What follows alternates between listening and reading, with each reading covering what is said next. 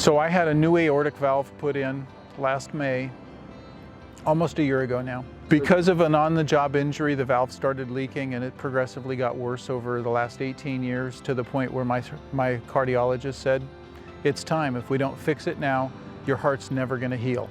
He told me that the left ventricle was getting larger, that the wall of the left ventricle was getting thick, and with what he had told me and what I know as a paramedic, I know that a thick left ventricular wall can create lethal arrhythmias. It could kill you. I didn't want to die.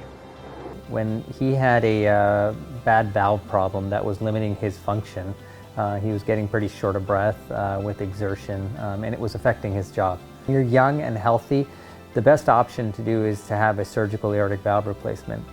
One of his biggest challenges was getting back to work as soon as possible. So typically when we do open surgical aortic valve replacements, we open up the chest fully. For his case, we actually did a partial sternotomy where we partially opened up the chest, which allowed for him to get the same procedure, but done in a minimally invasive fashion so he could get back to work sooner and get back to all of his activities at a faster rate.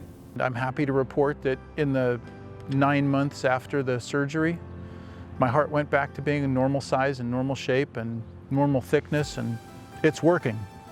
He was able to leave the hospital in about 3 days. He went home.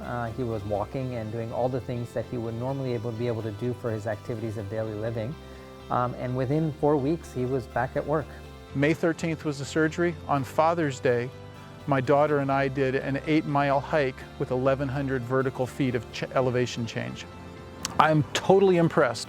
The care that I got from the surgeon, the care that I got from the cardiologist, the care that I got from every single person at HCA, at Good Samaritan Hospital, has been tremendous.